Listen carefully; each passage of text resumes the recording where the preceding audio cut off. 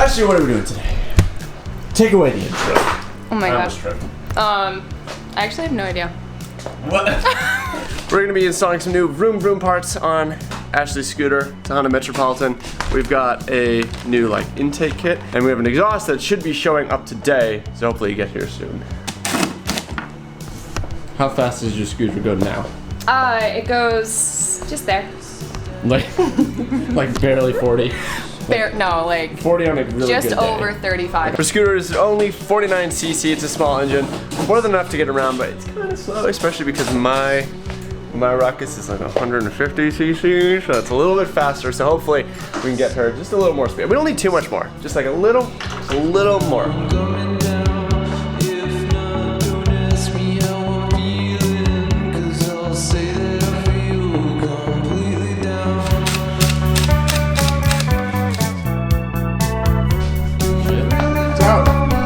Intake box is all out. We also removed the fender, and we've got the carb removed too. It's just hanging by the throttle cable. Ashley's a little nervy.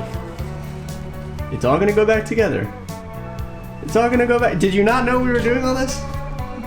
It's gonna be fine. Yeah. It's gonna. I have done way more complicated things than an intake on a scooter. What?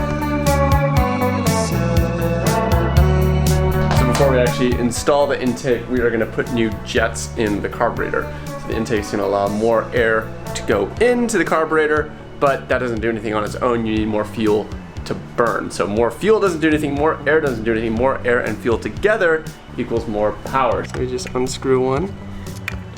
Yeah, so that's your main jet.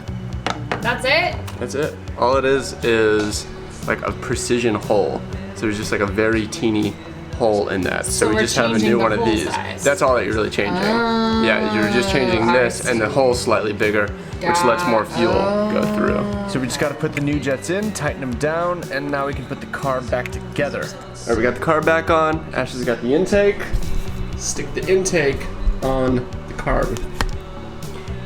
Goes down, yeah? It goes down through here, yeah.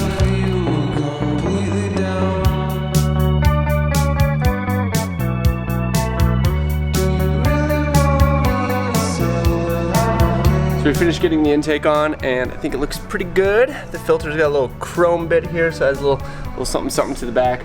But we already started up. It's why it's out here. We did a first start. Had to prime the pump a bit to get the carburetor filled with gas, but it fired right up. The idle was really high, so it's clear that this is letting in a lot more air than the original restrictive air box. So we had to turn down the idle, but we can't really evaluate the jets that we put in there until one, we put the exhaust on as well, and two, we have to get it up to speed. So I think we're gonna go ahead and put the trim all back on. We're still waiting for the exhaust to show up, so we'll get the bike put back together. When the exhaust shows up, we'll pop it on.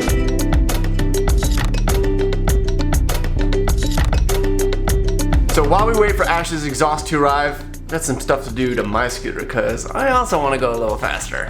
I've also done a couple of cosmetic mods since I last showed you this. I made some plates to go there and there, kind of like a frame splitter and like a rear plate. I just basically 3D printed some prototype test pieces and would test fit it and make adjustments. And it took me 4, 5 plus 6 revisions. This is still the last 3D printed test plate. And then finally, I had it cut in carbon fiber, and I think it looks so good. My buddy Travis at Unlocked Composites cut it for me, and I think it came out great. Same thing with the rear, just did a couple different revisions, and then finally, boom, more carbon goodness. And you can see I've also been covering up a new seat cover I put on that I think looks amazing. But today, I'm tearing into the transmission.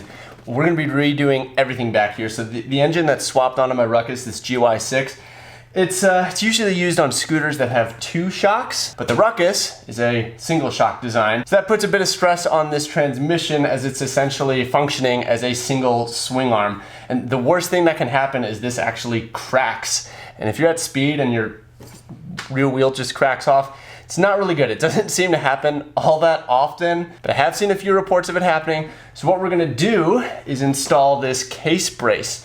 This outer cover is gonna come off, and this is a really thick strong piece of steel that's going to prevent that from cracking and make the bike a bit safer. But since we're tearing into there anyway, we're going to replace everything that's inside. So let's get this cover off and I'll show you what I'm talking about.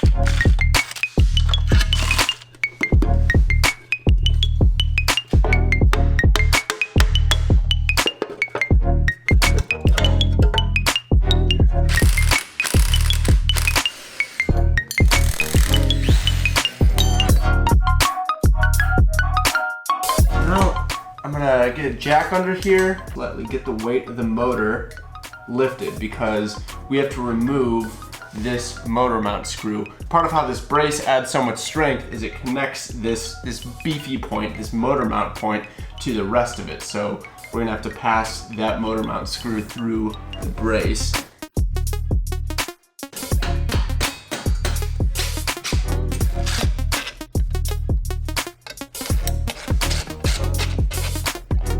Took some wrestling, but the brace is on. So there's our stock clutch, and there's our stock variator, and all that stuff is getting replaced with these beautiful parts. These look.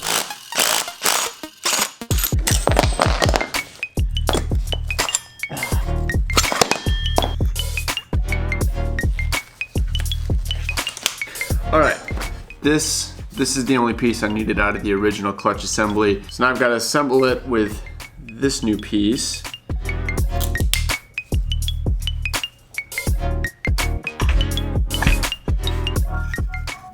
This is about to suck. Look how small these bearings are. I've got to seat these bearings all around the edge here.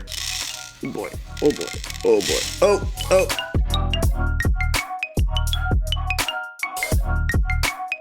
That was a nightmare, but we got it back together. All the bearings are in this thing, so now the spring goes on there, and it can spin.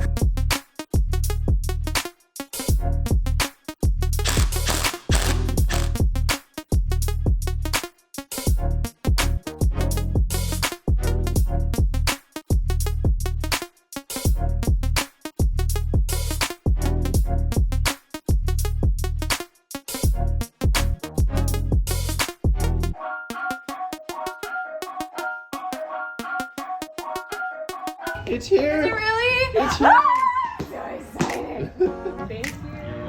Thank you. Yay! I'm So shiny.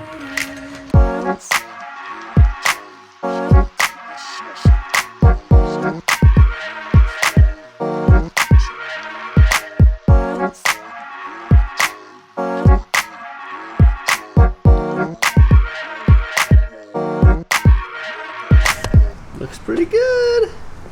Ready for first start? Yes. Do it. What is it? Cold start for the boys. Cold start for the boys. Oh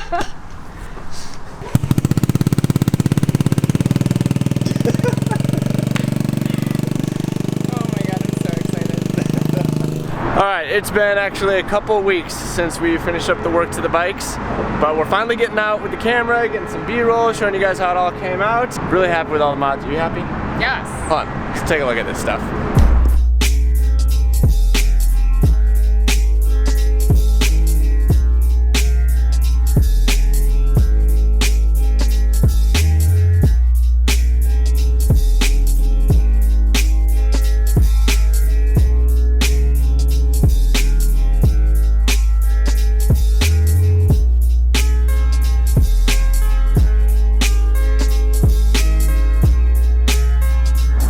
So the transmission came out great, definitely improved acceleration. Like it gets up and going now. I don't think I really gained any like top end speed, but it looks good.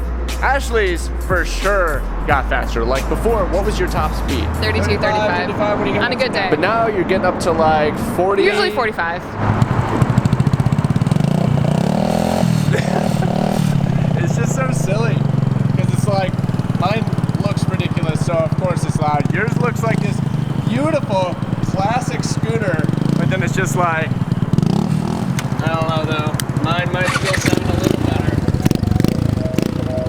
So the bikes are looking great, they're running great, we're on our way to get some tacos, so let's go for a ride.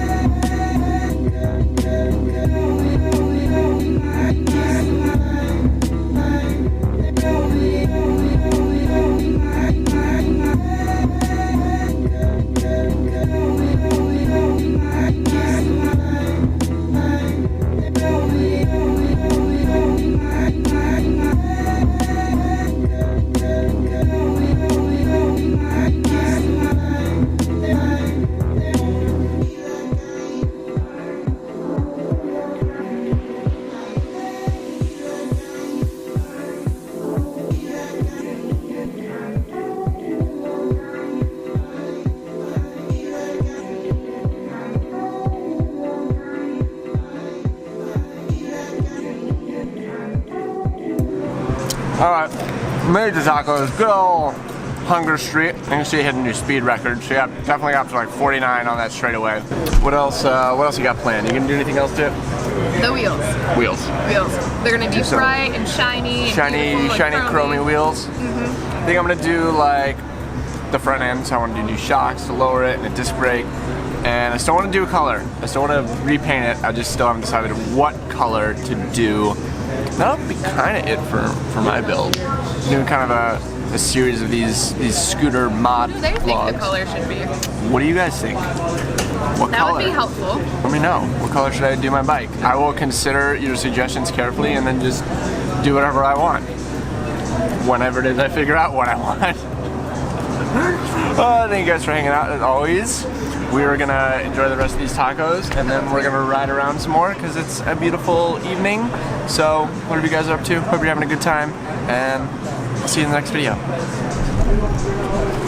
You want to say bye?